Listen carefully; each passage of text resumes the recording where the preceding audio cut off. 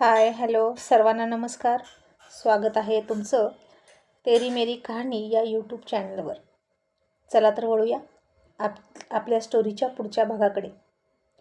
रोहित आता राणी ऐकत नाही म्हणून आणि ती सतत त्याच्यापासून दूर पळते म्हणून सरळ टी शर्टमध्ये घुसला आणि तिला अगदीच चिकटून उभा राहिला.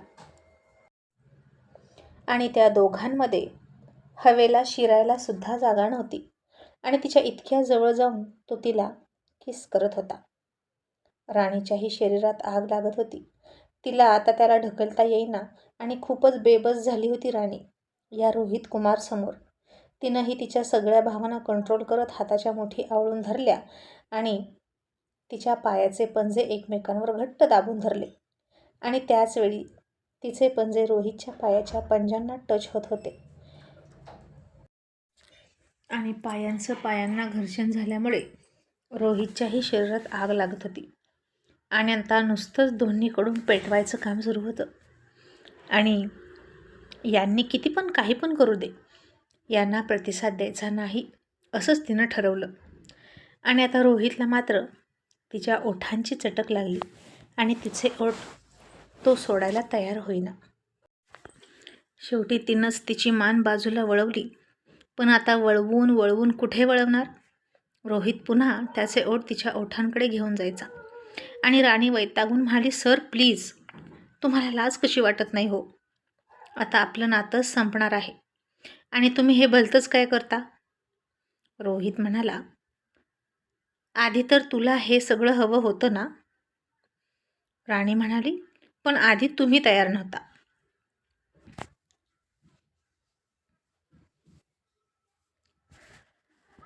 रोहित म्हणाला, पण मी आता तयार आहे ना, मग तुझा काय प्रॉब्लेम आहे?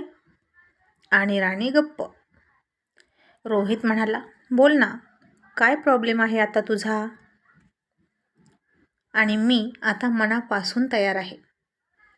राणी म्हणाली, तुम्हाला घटस्फोट घ्यायचा आहे ना माझ्यापासून, मग घ्या. रोहित म्हणाला, घटस्फोट घेऊन मला तुझ्यासोबतच नवीन नातं सुरू करायचं आहे. बोल, मग तू तयार आहेस ना? राणी म्हणाली, नाही. मग तिचं काय? आणि मला तुमच्यावर विश्वासच नाही. लग्न झाल्यावर सगळ्यांना दाखवण्यासाठी आधी ते तसे वागायचा आणि आता हे असे. आणि नुसतंच म्हणता की मला हे असलं काही आवडत नाही. कोणाला तरी खरं वाटेल का की तुम्ही ब्रह्मचार्य पाळण्याचं व्रत घेतलं होतं? रोहित म्हणाला, राणी तुझ्यामुळेच आता ते व्रत तोडायचं ठरवलं आहे.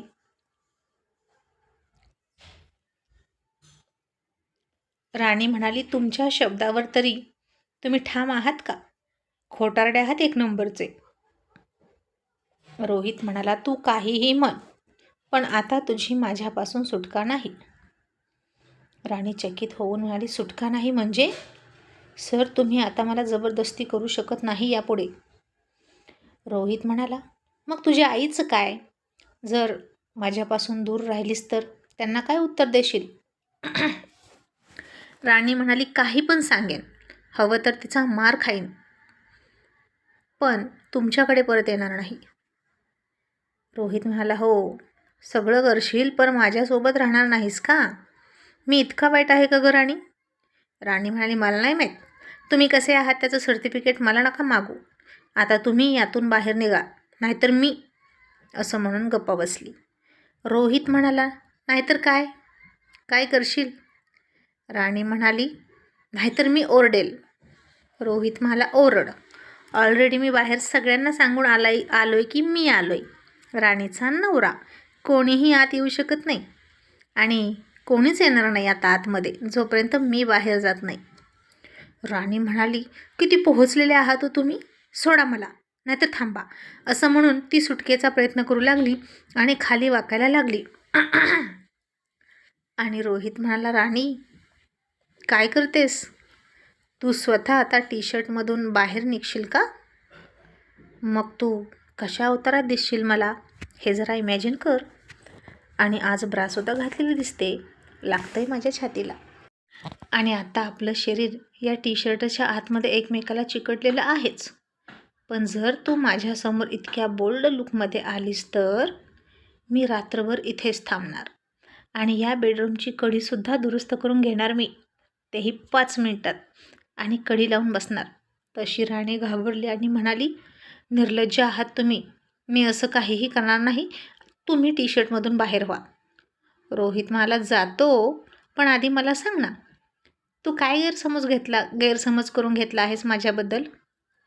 राणी म्हणाली, मी नाही सांगणार, तुम्हाला सगळं माहीत आहे, मग माझ्या तोंडून कशाला ऐकायचं? चला व्हा बाहेर. रोहितनं आता तिथेच पडलेली कात्री उचलली आणि म्हणाला, थांब, टी शर्टच कापतो. आणि राणी म्हणाली, अहो काय बावळट आहात का काय तुम्ही, टी शर्ट कापल्यावर माझी इज्जत काय राहील? आणि रोहित हसून म्हणाला, तसंही आता तुझी सगळी इज्जत माझ्या हातात आहे, आणि मी तुला जर तसं बघितलं तर काय झालं, नवरा आहे मी तुझा. राणी चिडून म्हणाली, फक्त कागदावर. रोहित म्हणाला, पण त्यापुढे जायला मी तयार आहे. राणी म्हणाली, पण आता मला नकोय, मला वैताग आला आहे तुमच्यासोबत येस नो खेळ खेळून. त्याचा काहीच उपयोग नाही, तुमचं दुसऱ्याच कोणावर तरी प्रेम आहे. रोहित म्हणाला, आता हे तुला कोणी सांगितलं? राणी म्हणाली, तुमच्या चिठ्ठ्या येतात घरी गुलाबी रंगाच्या, आणि मला वाचता येतं. रोहित म्हणाला, मला दाखव ना कोणत्या चिठ्ठ्या येतात. राणी म्हणाली, मी ती फाडून टाकली. आणि रोहित म्हणाला, मग तू खोटं बोलतेस, माझ्यापासून दूर जाण्यासाठी बहाणे शोधतेस. आता तुला मनोज आवडायला लागला का? राणी चिडून म्हणाली, बस इतकंच कळतं तुम्हाला, सडू आहात तुम्ही, मला समजून नाही घेऊ शकत. रोहित म्हणाला, तू घेतेस का मला समजून? ती वैतागून म्हणाली, बाहेर निघा, आणि तिने डोळे झाकले. तसं त्यानं हात बाहेर काढून कात्री घेतली होती, ती पाठीमागून तिचा शर्टच कापला. तशी राणी हबकली आणि तिने दोन्ही हात छातीभोवती गुंडाळले, आणि हा माणूस काय वेडा आहे की काय असं तिला वाटलं, आणि तिनं पुन्हा लाजून स्वतःभोवती टॉवेल गुंडाळून घेतला. तिचे डोळे बंद आहेत म्हणून त्यानं पुन्हा एकदा तिच्या ओठांवर ओठ टेकवले आणि गेला निघून शिट्टी मारत. आणि त्याचं हे आत्ताचं रोमिओ टाईप रूप ती पहिल्यांदाच बघत होती, पण त्याच्यावर विश्वास ठेवायला राणीचं मन तयार होईना. याच्यामध्ये इतका बदल होणं शक्य नाही असं वाटायचं तिला, कारण हा माणूस खूप लहरी आहे हे तिनं बघितलं होतं. आणि मग रोहितनं बाहेर येऊन तिच्या भावाला विचारलं, ज्या गाडीनं तुला धक्का दिला त्या गाडीचा नंबर वगैरे काही आठवतो का? ती कसल्या रंगाची होती? आणि तिच्या भावानं सांगितलं, सिल्वर रंगाची होती आणि लांब होती, पण नंबर आठवत नाही. आणि आता ती कार रोहितनं लगेच ओळखली, पण त्याला खात्री वाटत नव्हती. पण त्याला संग्रामच्या पियेवर संशय आला. मग दुसऱ्या दिवशी कॉलेजमध्ये राणी आणि मनोज कॅन्टीनमध्ये बसले होते ब्रेकमध्ये. रोहितसुद्धा तिथे आला, पण त्या दोघांपासून दूर दुसऱ्या बाकड्यावर बसला. इतक्यात मंकूचा फोन आला, तो पण कॉलेजमध्ये आला होता. रोहितनं त्याला कॅन्टीनमध्ये बोलवून घेतला. राणीसुद्धा तिथंच होती, आणि रोहित मनोजला म्हणाला, मनोज, तुम्हाला काही खायचं असेल तर खा, बिल मी पेड करणार. आणि मनोज राणीला म्हणाला, राणी, तुला काही खायचं का? राणी रोहितकडे न बघताच रागात म्हणाली, विष आणून द्या म्हणावं असेल तर, म्हणजे माझी सुटका होईल. तसं मकरंदने जीभ चावली आणि म्हणला, रोहित, वहिनी फार तापल्या आहेत रे, त्यांचा राग जाता जाईना. रोहित म्हणाला, हो ना, इतक्या वेळा किस केले पण तरी तिचा राग जात नाही. तसा मकरंद म्हणाला, हसला आणि हळूच म्हणाला, आता काय तू नाश्त्यामध्ये, लंचमध्ये, डिनरमध्ये सुद्धा किसच खायला घालतोस की काय त्यांना, आणि तूही त्यावरच पोट भरतोस का? रोहित हसून म्हणाला, ती कुठे जवळ आहे इतकं करायला, पण तिच्यावर काहीच परिणाम नाही यार, उलट चिडते जास्तच. मला असं वाटते मंकू, तिला मी आवडतच नाही. मकरंद म्हणाला, असं नाही रे, शांत राहा, मुलींना वेळ लागतो होकार द्यायला. मग आता मनोजने सँडविच खायला घेतलं आणि म्हणाला, खा राणी, पैसे मी देतो. मग राणीनं खायला सुरुवात केली. तिचं खाऊन झाल्यानंतर रोहित म्हणाला, कोणीच पैसे देणार नाही, आणि आज कॅन्टीनमध्ये सगळ्यांना माझ्यासाठी ट्रीट, असं तो सगळ्यांना उद्देशून म्हणाला. राणीला राग आला, तिने पर्समधून सँडविचचे पैसे काढले आणि रोहितच्या समोर आपटले आणि पुन्हा येऊन बसली. आणि रोहित म्हणाला, बघितलं किती माज आहे पैशाचा. मकरंद म्हणाला, शांत हो. आणि आता उगीच मकरंद राणीला ऐकू जाईल इतक्या मोठ्याने म्हणाला, ए रोहित, मी काय म्हणतो रोहित, तू आता पुन्हा लग्न करशील ना, मग वहिनीसोबत लग्न केलं तर कुठं जाशील रे हनीमूनला? Switzerland, Paris, Kashmir, Dubai, Ooty, Mysore, नक्की कुठे जाशील रे? आणि रोहितसुद्धा मुद्दाम राणीकडे बघून म्हणाला, मंकू तुझ्या वहिनीला आवडेल ना तिकडं जाईन मी. तिला पण विचार ना कुठं जायचं, की पुन्हा माथेरानला जाऊया. आणि राणी तोंड वाकडं करून म्हणाली, ताडोबा अभयारण्यामध्ये जाऊ. तसा मनोज हसला, मकरंदही हसला आणि म्हणाला, ताडोबा अभयारण्य? वहिनी, अहो ती काय हनीमूनला जायची जागा आहे का? किती विचित्र वाटेल, तिथे सगळे वाघच आहेत की. राणी म्हणाली, सगळं विचित्रच प्रकार सुरू आहेत, त्यामुळे हे पण चालतं. आणि रोहित लगेच कॉलर टाईट करत म्हणाला, आता घरात वाघ असताना कशाला ताडोबाला वाघ बघायला जायचं?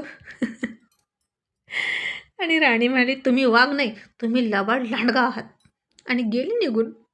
आणि रोहित मकरंदला म्हणाला, बोल तू कशाला आला होता?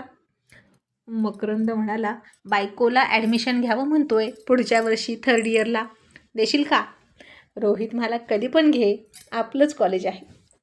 मग आता 3ऱ्या पिरियडनंतर रोहित स्टाफ रूममध्ये जाता जाता राणीच्या वर्गासमोरून निघाला आणि तिला हाक मारली आणि म्हणाला, मिस मोरे, कॉलेजनंतर तुम्ही थांबायचं आहे. तसा राणीला संशय आला आणि म्हणाली, कशाला? रोहित म्हणाला, आपल्या दिल्लीचे टीम 2-3 दिवसांनी येणार आहे, मग तुम्ही काय काय तयारी केली, किती आणि कशी तयारी केली हे मला एकदा चेक करायचं आहे. नाहीतर उगीचच तिथं तोंडगशी पडायला नको. मी काही प्रश्नांची प्रश्नावली काढलेली आहे, जे ते लोक तुम्हाला विचारतील आणि तुम्ही त्याची कशी उत्तरं देत आहात हे मला बघायचं आहे. मग आपण त्यात काहीतरी सुधारणा सुचवू शकतो. इतर मुलींचं मेघना मॅडम बघतील आणि तुमचं मी बघणार आहे. आणि आता तर बोलताना एकदम प्रोफेसरच्या ॲटिट्यूडमध्ये बोलला. पण आता तिला तो का थांबून घेत होता आहे त्यालाच माहीत.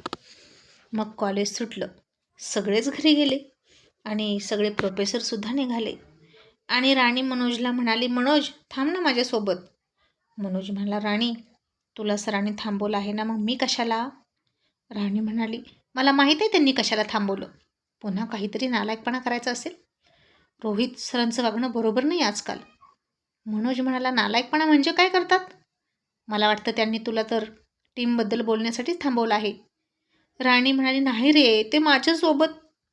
असं म्हणून पुन्हा गप्प झाली. आणि आता काय बोलता, त्यांच्यातलं हे सिक्रेट तिला आता मनोजला सांगू वाटेना. आणि मनोज म्हणाला, काय करतात? आणि जरी काही केलं तर राणी मॅडम, तो तुझा नवरा आहे.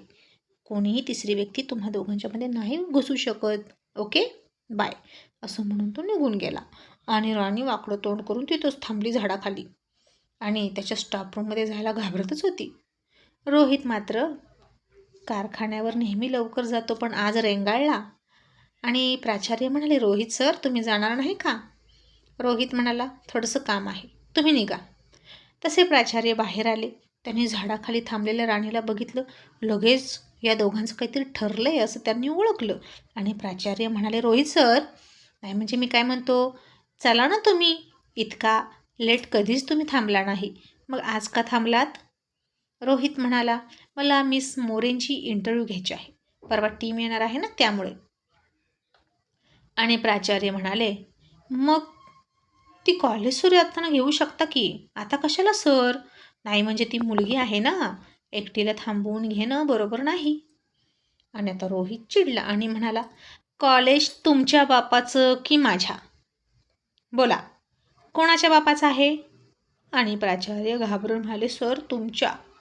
रोहित म्हणाला, मग मी इथं काहीही करेन, मुलींना थांबवून घेईन, त्यांना डान्स करायला लावेल किंवा तमाशा करीन, मी इथं रात्रभरसुद्धा राहील, तुम्हाला काय करायचं? कॉलेज संपले, तुमची ड्युटी संपली, तुम्ही निघा. आणि प्राचार्य घाबरत घाबरत डोक्यावरचा टाकलावरचा घाम पुसत निघून गेले. आणि मग रोहितनं दीर्घ निश्वास सोडला आणि म्हणाला, ही मुलगी माझं डोकं खाते ते कमी आहे का? म्हणून आता हा पण माझं डोकं खातो. पण यांना संशय आला असेल का माझ्या आणि राणीबद्दल? आणि पुन्हा रोहितच म्हणाला, आला तर आला, मरू दे, आधी राणीला पटवूया. आणि त्यानं राणीला कॉल केला आणि म्हणाला, पटकन ये. आणि आता ती येईपर्यंत त्याच्या वाचरेट मित्रांनी पाठवलेले सेक्सी व्हिडिओ त्यामधला एक व्हिडिओ लावून डोळे झाकून ऐकत होता, म्हणजे बघतच होता. आणि किस नंतर पुढची स्टेप ही असते असं म्हणाले होते त्याचे मित्र. मग काय असतं पुढची स्टेप हे तो बघत होता, म्हणजे थोडा गायडन्स मिळेल ना म्हणून. आणि राणी दरवाजात येऊन ते सगळं ऐकत होती. ते मादक उद्गार ऐकत होती आणि म्हणाली, शी कसला घाणेरडा माणूस आहे, आता माझ्यासोबत हे सगळं करणार की काय. रोहितला माहीत नव्हतं ती दरवाजाच्या बाहेर येऊन ऐकते. त्याला वाटलं कोणीच नाही म्हणून ते सगळं ऐकत होता. आणि आवडत नव्हतं तरी व्हिडिओ सुरू ठेवला होता त्यानं. बाहेर राणी मात्र घाबरून पाणी पाणी झाली आणि आज माझ्यासोबत हे असलं घाणेरडं कृत्य करतील की काय असं तिला वाटलं. आणि राणीच्या हातातून घाबरून सगळं खाली पडलं. तसा रोहितही दचकला आणि त्यानं व्हिडिओ बंद केला आणि तिला म्हणाला, आत ये, आणि सावरून बसला. आणि राणी म्हणाली, आता तुम्ही काय बघत होता. हे बघा सर, तुम्हाला आत्ताच सांगते, तुम्ही जर काही असं केलं ना तर मी पोलिसात जाईन. आणि रोहित हात जोडून म्हणाला, ए नाही ग बाई, तू आधी ये तरी. राणी आत यायला तयार नव्हती आणि म्हणाली, नाही, मी नाही आत येणार, कोणीच नाही इथं, तुम्ही मला का थांबवून घेतलं. रोहित म्हणायचा, राणी माझ्यावर विश्वास ठेव. राणी म्हणाली, मग तो व्हिडिओ तुम्ही का बघत होता. रोहित म्हणाला, अगं तो मित्रांनी पाठवला म्हणून बघत होतो. राणी म्हणाली, असलेच आहात तुम्ही घाणेरडे पहिल्यापासून, मला नाहीच यायचं असं म्हणून राणी तिकडून निघाली. तसा रोहित पुढे गेला. त्यानं तिला सरळ लहान मुलाला उचलावं तसं उचलली आणि 6 फूट उंच कपाटावर बसवली. आणि राणी खूप खूप घाबरली. सर मला खाली उतरा, मला खाली उतरा म्हणून गोंधळ घालायला लागली. आणि रोहित तोंडावर बोट ठेवून म्हणाला, चुप, एकदम चुप, असं म्हणून तो तिच्या दिशेने आला. आणि राणी आणखीन घाबरून म्हणाली, सर तुम्ही काहीही करायचं नाही, सांगून ठेवते. ते बघा तिथं CCTV आहेत, सगळं दिसतंय. आणि रोहित म्हणाला, अरे वा, बरी आठवण केलीस, थँक्यू सो मच. आणि तो गेला, CCTVची वायर उपसून काढली आणि तिला दाखवून म्हणाला, आता काय रेकॉर्ड होणार, घंटा रेकॉर्ड होणार, असं म्हणून तिच्या दिशेनं पुन्हा आला. आणि तिच्या पायातला सँडल काढून फेकून दिले आणि तिच्या पायांना हात लावून तिच्यासोबत फ्लर्टिंग करायला लागला. आणि राणीच्या पोटात गोळा येऊन तिच्या शरीरात प्रचंड खळबळ वाजायला सुरुवात झाली. आता तिला हलता येईना, कारण त्या कपाटावरून पडण्याचा धोका होता. आणि तिची नुसती एक मांडी उचल, दुसरी मांडी टेकव, दुसरी मांडी उचल, पहिली मांडी टेकव, अशा दोन्ही मांड्या उचलून पाय झाडून चुळबुळ सुरू होती. आणि रोहितने तिचे दोन्ही पाय हातात घेतले आणि म्हणाला, हलवू नकोस नाहीतर पडशील, असं म्हणून पुन्हा हळूवार तिच्या पायावरून हात फिरवला त्यानं. आणि पुन्हा राणीच्या छातीची धडधड वाढायला लागली. आणि रोहितचे हात आता वर वर वर निघाला की तिच्या मांडीकडे. तशी राणी जोरात ओरडली आणि तिनं स्वतःला कपाटावरून झोकूनच दिलं आणि सरळ रोहितच्या मिठीत आणि डोळे बंद करून बसली. आणि रोहितनं आता तिला तशीच मिठीत घेऊन तिला काही प्रश्न विचारायला सुरुवात केली, हिंदी आणि इंग्लिशमधून. आता ती टीम येणार ना, त्या अनुषंगानं राणीसुद्धा त्याच्या मिठीत डोळे बंद करून उत्तर द्यायला लागली. साधारण 20 ते 25 प्रश्न त्यानं असेच तिला मिठीत घेऊनच विचारले आणि खूप सुंदर देत होती ती त्याला. आणि फार आवडलं त्याला ती उत्तरं. आणि मग शेवटच्या प्रश्नाचं उत्तर दिलं तिनं आणि रोहित हसून म्हणाला, वेल डन. आणि मग तिला खाली उतरवलं आणि मिठीतून सोडून म्हणाला, प्रेम करतोय तुझ्यावर आणि तुझ्या मर्जीविरोधात काहीच करणार नाही. इतका असंस्कारी नाही मी, हे तुलाही माहीत आहे. पण समोरचा सरळ सरळ ऐकत नसेल तर त्याला समजावत बसायला इतकाही चांगला नाही मी. मी उलट्या खोपडीचा आहे, हेही तुला माहीत आहे. आता जा, असं म्हणून त्यानं तिला सोडली. आणि राणीनं गुपचूप सगळी पुस्तकं उचलली, बाहेर आली. एकदा थोडंसं मागे बघितलं आणि गालात हसून पुढं निघून गेली. मग रोहितही गाडीवर कारखान्यावर निघाला आणि तिची रिक्षा होतीच, त्यानंच लावून दिलेली, ती ठरलेली, त्यात बसून ती निघाली होती. आणि तिला रिक्षाला क्रॉस करून जाताना त्यानं मुद्दाम हॉर्न दिला तिच्यासाठी. जोरात निघून गेला पुढं. तिनं त्याला बघितलं आणि जाता जाता समोरून येणाऱ्या टेम्पोला त्यानं कट मारला आणि आणखीन पुढे निघून गेला. आणि ते बघून राणीच्या काळजात धस्स झालं आणि म्हणाली, काय माणूस आहे, स्वतःच्या जीवाची पर्वाच नाही. आणि त्याला गाडी हळू चालवा हे सांगण्यासाठी तिनं मोबाईल काढला आणि त्याला फोन करायला लागली. पण रोहितनं फोन घेतलाच नाही आणि राणी चिडून म्हणाली, हट्टी, उलटी खोपडी जिंदाबाद, नेहमी स्वतःचंच खरं.